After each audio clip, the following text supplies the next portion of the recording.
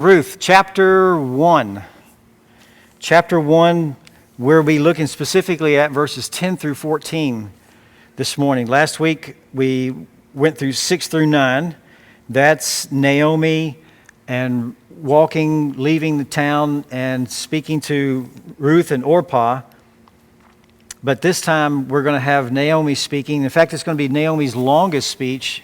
And in fact, it is the longest speech in the book of Ruth, where she speaks in these verses here. The very last thing at the last part of verse 9, she kissed them. Naomi kissed Ruth and Orpah, and they lifted up their voices and they wept together, as if to seal the separation securely. Naomi, she kissed the two young women goodbye. The kiss in the culture there is a farewell gesture occurring primarily in context of lamenting and mourning, and it certainly was an occasion for that.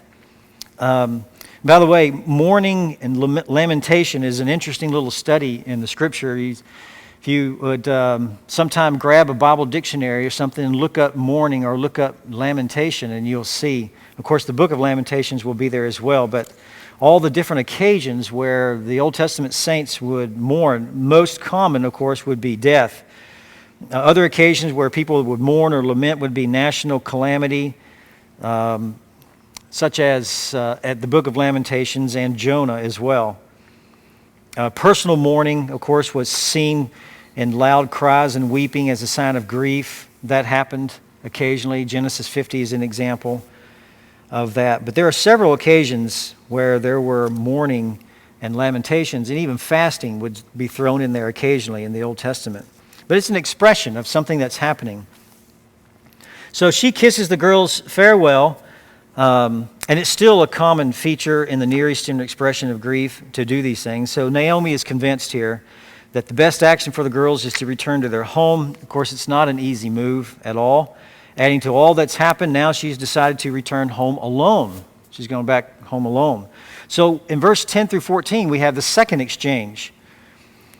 And that'll be Naomi plus Ruth plus Orpah, and that's in verses 10 through 14. So let's read 10 through 14, and then we'll go back, and then we'll make some comments. And they said to her, now this is after she kissed them, and they lifted their voices and wept, and they said to her, "No, but we will surely return with you to your people." But Naomi said, "Return, my daughters. Why should you go with me? Have I yet sons in my womb that they may be your husbands? Return, my daughters. Go, for I am too old to have a husband. If I said I have hope, if I should even have a husband tonight and also bear sons, would you therefore wait until they were grown? Would you therefore refrain from marrying? No, my daughters, for it is harder for me than for you, for the hand of the Lord has gone forth against me."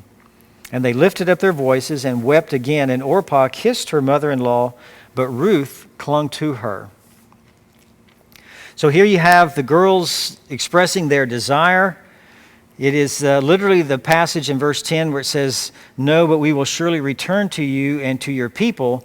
It is with you that we return to your people." So know here that the daughters-in-law are not stuck. They are devoted to following Naomi. Evidently, Naomi's kindness and her character has won them over the past years, and they're devoted to staying with her. So they express their desire to return with Naomi. And the text here, as it communicates here, Naomi is emphatically at the center of their concern. There's no indication here of the text that the two girls are looking after themselves. They're not saying, I've lived here all my life. It's time to get away. I always wanted to travel, and so I'm going to go with you. It's not that way at all. She is emphatically, according to the language here, emphatically she is at the center of their concern, these two girls.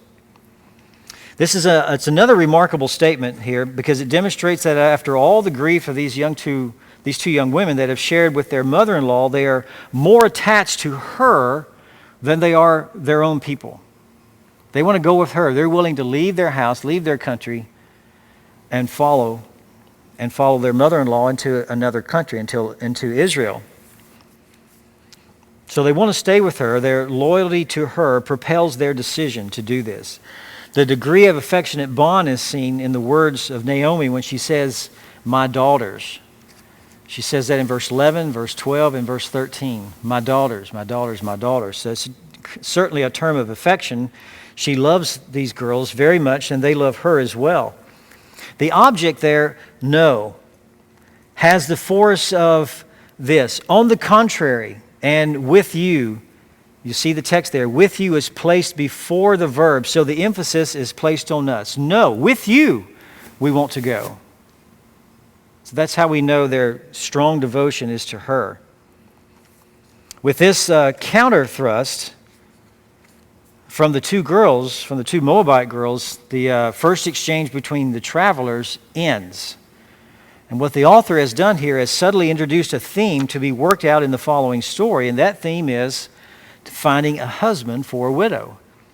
If you'll notice there, her husband is mentioned at least 3 or 4 times. It's the main subject of Naomi. You can't go with me because I'm too old to have a husband and have boys, and you're not going to wait around for a husband, and where are you going to find a husband? The husband comes up over and over and over and over, I think 4 times in verses 10 through 14. So clearly, she's thinking of the girl's future, thinking of them having a husband. So the author introduced that theme because she mentioned it, finding a husband for a widow. So the second exchange, beginning at verse 11, the second exchange involves another speech by Naomi, as we noted a moment ago. It's the longest in the book of Ruth. And verse 14 gives a brief description of Ruth and Orpah's nonverbal response. Naomi's speech divides into 3 parts, each beginning with an emphatic word. She says in verse 11, "Return, my daughters." In verse 12, she says again, "Return, my daughters." And in the second part of verse 13, she says, "No, my daughters." So those are the 3 parts, each beginning with an emphatic word there. Her main argument is that she is too old to produce sons for these women to marry. I'm too old to do that. She can no longer provide what they need. Therefore, these women should go back to a world where they can remarry, back to a place where they're more familiar. And her plea reveals her concern for the welfare of these girls, not just to selfishly stay with me and work for me so that I'm provided for. She's not saying that or looking at that at all. So her concern is for the welfare of her daughters-in-law and a strong sense of obligation toward them. You really need to go home. That's the best thing for you, my daughters. Yes, I love you. I will miss you. But this is the best thing for you. And so, significantly, she thinks that they cannot find husbands in Judah, possibly because they are Moabites. Who in Judah is going to marry a Moabite woman? Something of that nature. We don't know that she's thinking that, but you have to consider it as a strong possibility. These are Moabite women. However, we see Ruth doing that very thing, and the Lord does provide for Naomi. Freeze. So the admirable affirmation of self-sacrifice that these women express, "No, but we will go with you." That self-sacrifice, that affirmation of that, had no more effect on Naomi than hers had on them. You should go. So Naomi now is going to muster another plea. No, you really do need to go back home. So they kissed. The girls respond, "No, we want to go with you." And now Naomi's about to respond to that. She, in effect, fires a warning shot over their heads. And her argument is carefully crafted to be convincing, overwhelming, irrefutable, and it's stated with strong emotional force. I have here in my notes, with brutal emotional force. Each succeeding line raised the scene's emotional intensity a notch. So she gets higher and higher and higher in the emotional intensity as she goes along. She begins in verse 11 and finishes in verse 13. One commentator said this: "The form and tone of this series of rhetorical questions and conditions, all of them impossibilities, show that Naomi is not engaging in logical argument. She is not giving she's not really given reasons at all. Rather, this is the anguished, almost angry cry of a woman overwhelmed by the bitter knowledge that she must return home alone and cannot drag two young women into the hopelessness of her widowhood and lonely state. As we'll see, the very last line of verse 13, "For the Lord has gone forth against me." I can't have, it's true, I'm old, but this is an impossible situation. You shouldn't follow me, for the Lord has gone forth against me. That's the reason for Naomi's statements there in the last part of verse 13. So here's the first indication of her true feelings and the interpretation of her circumstances. She perceives herself as being the object of God's discipline in some sense. Is she a bitter old woman who blames God for the crisis? It's getting close. I would say it's getting close. She is bitter. Later she's going to say, "Don't call me Naomi, call me Mara," which means bitterness. So she's struggling with her Lord, not liking the things that have happened. So in a sense, being bitter, she does blame God for the crisis, for the situation in her life. And from her perspective, her lot in life is one characterized by injustice. We'll see that. Now, of course, it's possible for believers to become that way, as Naomi did. It's possible for people. I talk to people occasionally.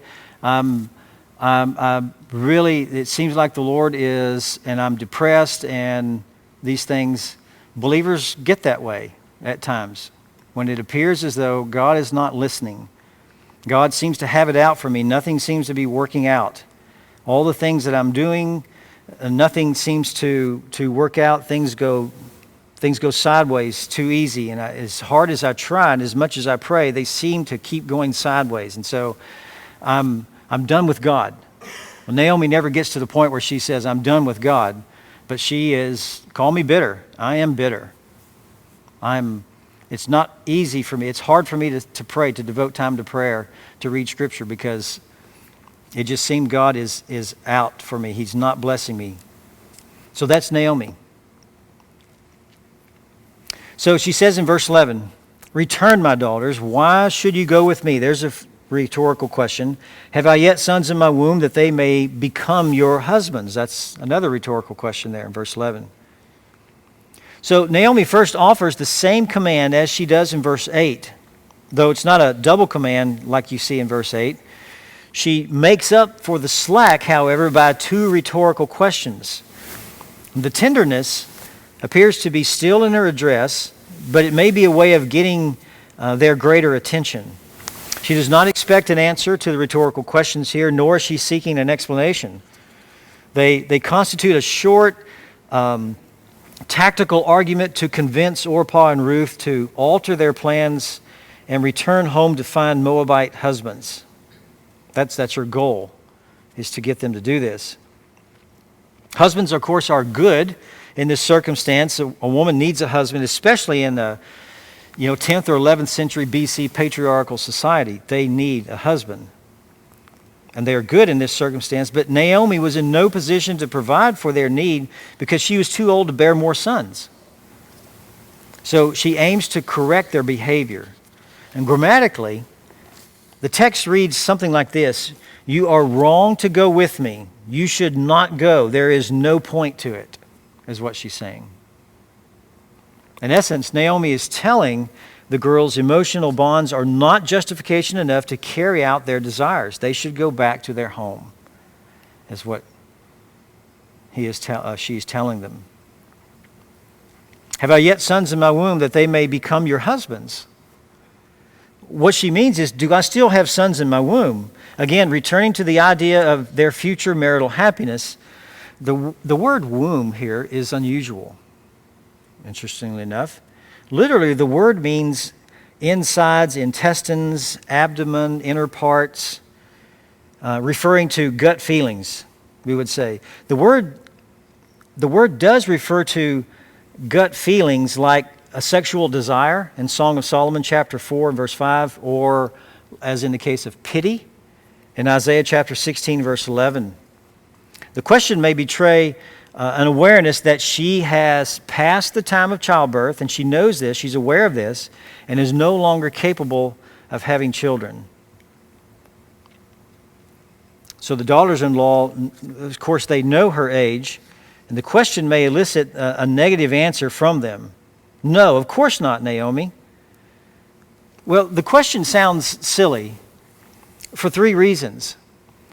It assumes that Naomi is capable of bearing a child even though she's been a widow for years and shows no sign of wanting to marry again. And it assumes that she is the only source from which her widowed daughters-in-law might find husbands. And the question, it imagines that they might wait around for 20 years until the child was old enough to marry. And of course, what would be the age of Ruth and Orpah at that point? And Naomi knows here that uppermost in her daughters-in-law or daughters-in-law's mind is remarriage. And the chances of satisfaction in this situation are more likely to occur if they return home. So her very seemingly and very, I think not more than seemingly, but apparent, genuine concern is for the welfare of the girls.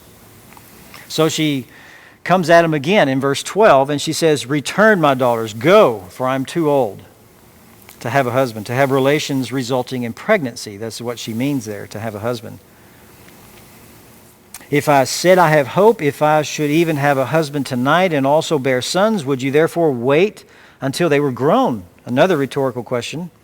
"Would you therefore refrain from marrying?" Another rhetorical question. She doesn't expect an answer from any of these. They just come like staccato, Kyle, just staccato style, one right after another. And the hope is that the girls see her side of it, see her perspective of it. We know that Orpah is going to succumb to this and kiss her mother-in-law and then go back home, and we never hear from her again. Was she saved? Did she believe in the God of Yahweh? Up until this point, with the blessing that Naomi has pronounced on her, with the kindness that she has shown Naomi, it's a little bit of a stretch to think that she did not know of the God of Israel. She must have known of the God of Israel. She had been living with her mother-in-law for 10 years.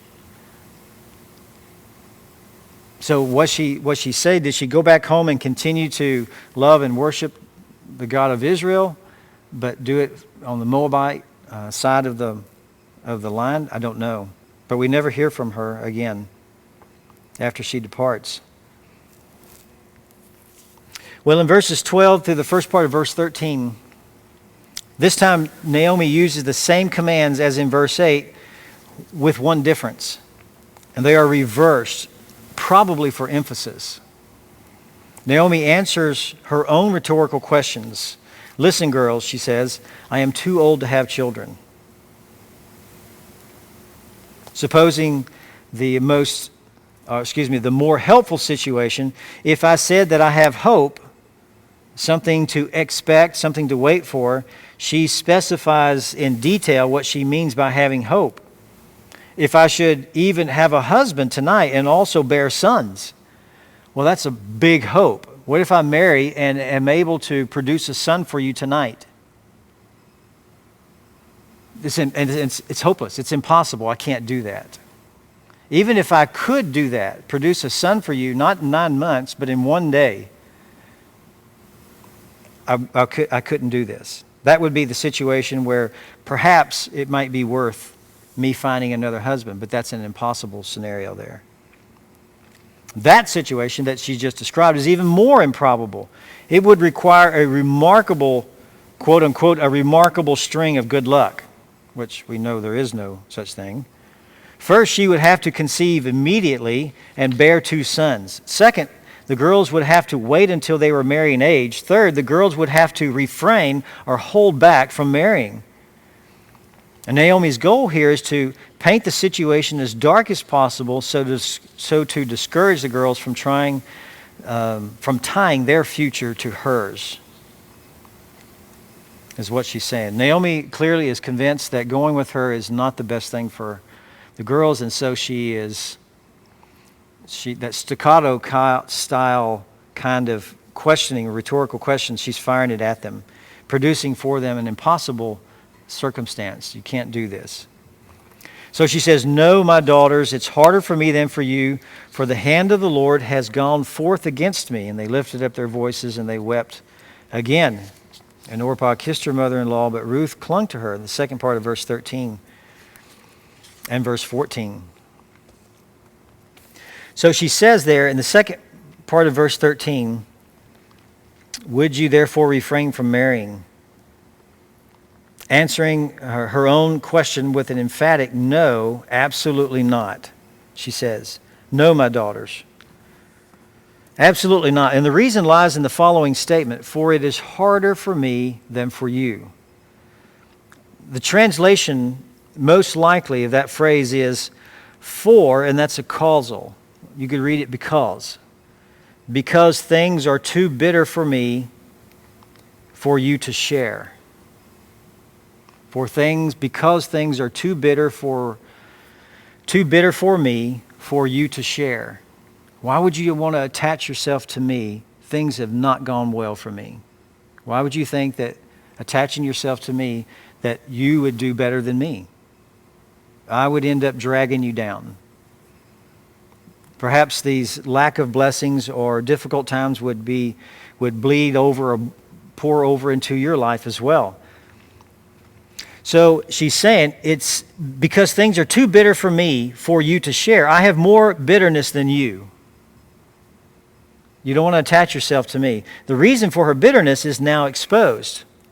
She says, "For," and that's another causal, because the hand of Yahweh has gone forth against me.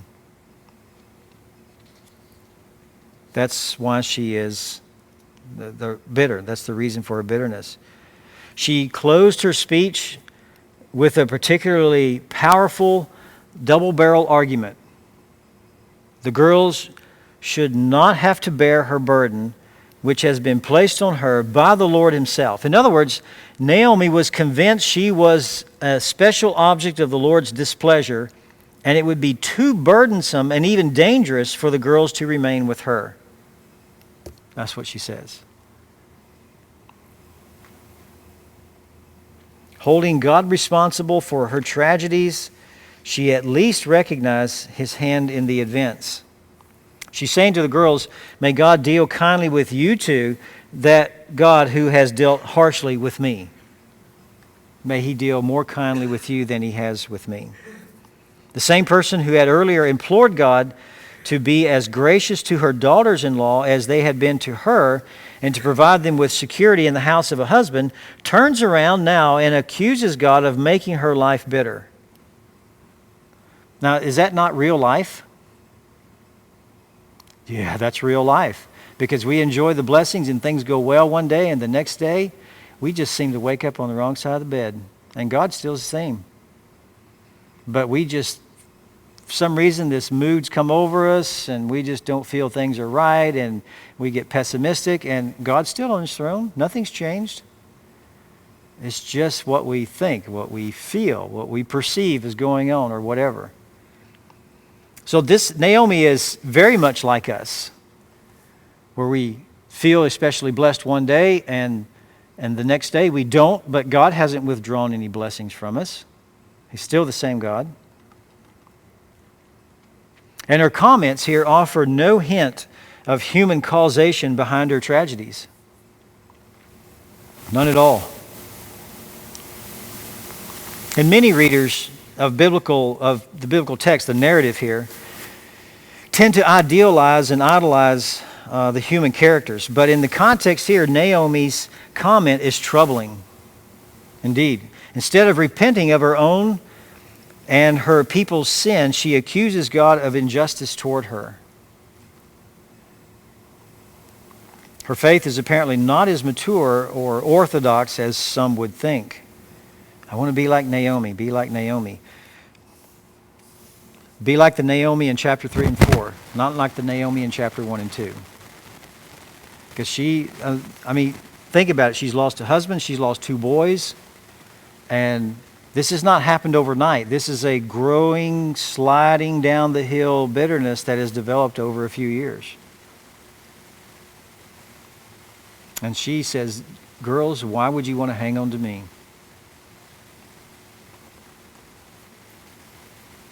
But their response to all this is simultaneous and contrasting.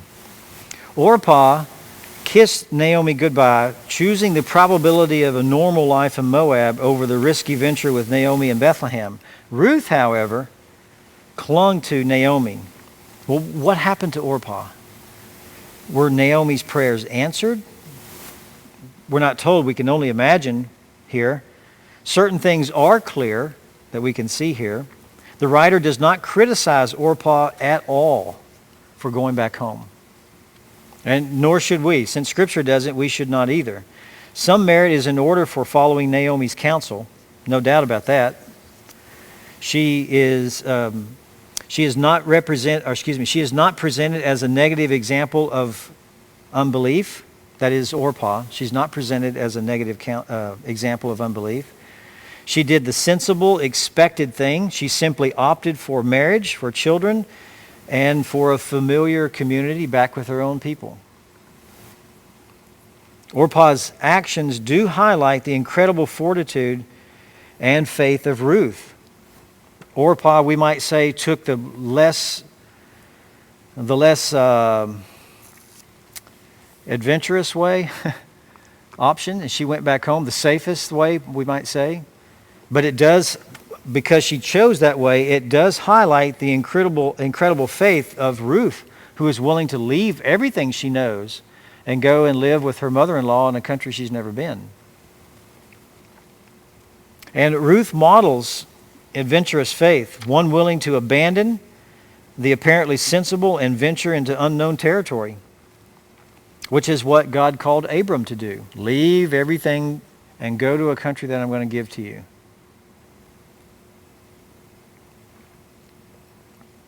So some merit is in order for following Naomi's counsel, and that's where we see this. The word clung is used of marriage. She clung to her. Ruth clung to Naomi. Genesis 2, Genesis 34. And it's also used in other human associations as well.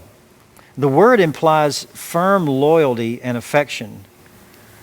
So Ruth clung to Naomi. That means that she's leaving membership in one group and she's joining another. Her gesture signaled her commitment to abandon her Moabite roots to remain with Naomi permanently. And that, her care for Naomi and her devotion to Naomi, that preceded her. That kind of character preceded her, because Boaz mentions that he has heard of her devotion to the widow Naomi. So that compassion that she had for Naomi preceded her, and it garnered attention from other people. So at this point, Orpah, in effect, left the stage, and Ruth stepped into center stage at this point.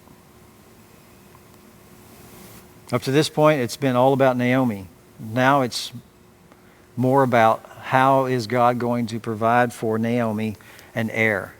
He's going to do it through Ruth. So Naomi is a little bit in the background, encouraging Ruth, giving her advice, but it's Ruth that's going out and gleaning. It's Ruth that's going out and uncovering his feet. It's Ruth that's going out and doing these things and bringing home the blessings. And then she gets advice, she gets praise, and then gives Ruth more instruction, and Ruth goes out. So whatever her motives, deep affection, a sense of loyalty, misguided idealism, she sacrificed her destiny to cling to an aged, hopeless mother-in-law.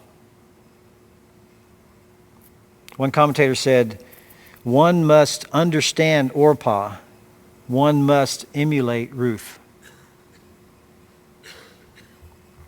So that's the longest section where Naomi speaks, where anybody speaks for this amount of time, there in verses 11 through 13.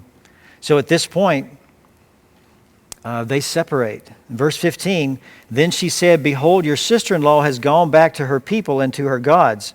Return after your sister-in-law. But Ruth said, do not urge me to leave or to turn back from following you, for where you go, I will go, and where you lodge, I will lodge. Your people shall be my people, and your God, my God. That's the famous statement that most people are aware, coming from Ruth.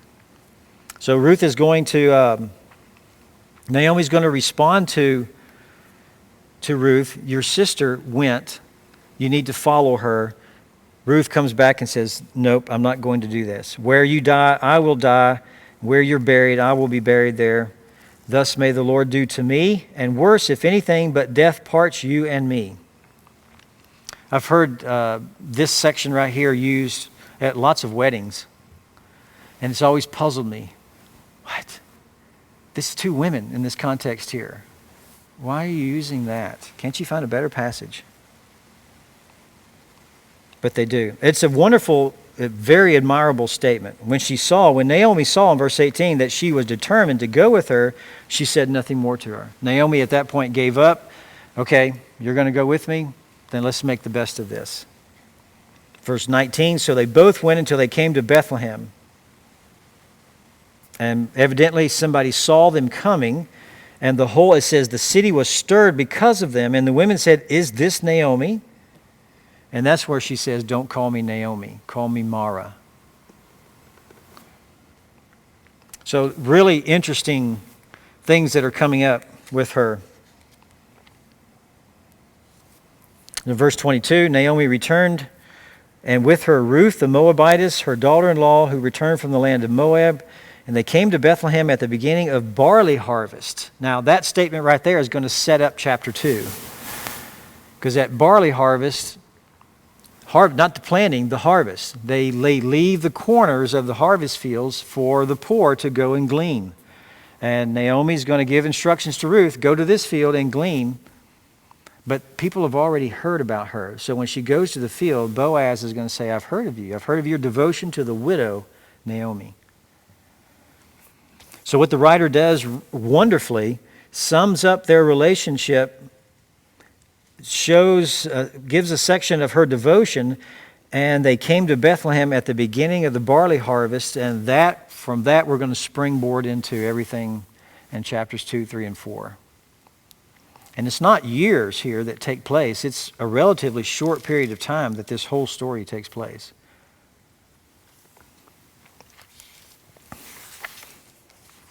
Any questions? That's all I've got. Is it short, too short tonight? It was a short week. Any questions about that? I find it, again, I'm fascinated. This is what keeps me up late at night, trying to turn over every leaf to discover everything I can about the text, about what they're thinking, what they're feeling, what they're saying, what they're not saying. How does it mix in with the culture, understanding the culture to understand what's going on? It's just, the Lord has given me a desire to do that, and I'm fascinated by it. And I'll never get tired of doing it. For others, it's like, okay, too much detail. But it's a fascinating book. Again, God is behind the scenes orchestrating all of this. What do you mean? They just happened to be there at the beginning of the barley harvest. No, they didn't. That was the perfect timing. God had them show up in town at the barley harvest. Before that, God put it in Naomi's heart to go back home. Before that, there was the desire to stay here and try to make it work out, but no, it's not going to work out. So the Lord has been working on Naomi and putting desires in her and taking desires away from her so that they show up at the beginning of the barley harvest. That's precisely what they needed to do. So Ruth could go to the field and glean and meet her future husband. The Lord is good. All the time. Exactly. And the only time the text says anything about the Lord doing anything is in verse 6. She heard that from the land of Moab, that the Lord visited his people. And then I think chapter 4 and verse 13, I believe it is, there's a statement, a recognition of what the Lord's doing. Other than that, there's no mention of this. But clearly he's behind the scenes, just as in the book of Esther as well. The Lord is not even mentioned in the book of Esther, the Lord's name. So I've already started thinking about what are we going to do when we finish Ruth a year from now. So I've thought about Esther. We should study Esther. But, you know, one woman, one Ruth, and then Esther, that might be a little much.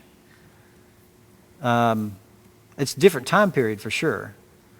So I thought maybe we'll go through Kings and Chronicles. Kings and Chronicles, book of 1 Kings is the history of Israel and Judah, two kingdoms. It's mixed. That's why when you read Kings, you read about this king who's the king of Israel, and then all of a sudden it goes, and Jehoshaphat was the king of Judah in the second year of this king up here. And so it goes back and forth. But Chronicles is mostly, if not entirely, about Judah. So we can put Kings and Chronicles together and study history of Israel, that period of history of Israel. Thought that would be fun, very informative, putting those together. No? Yes? Okay. That'd be a little break. I mean, something different, and then maybe we go to Esther or something. We'll see. Perhaps the Lord will return, and we'll be in His presence before then. This evening. That's right. It's getting to be not this evening, so it needs to hurry. This evening's been here for about 3.5 hours now. When this evening? Father, thank you.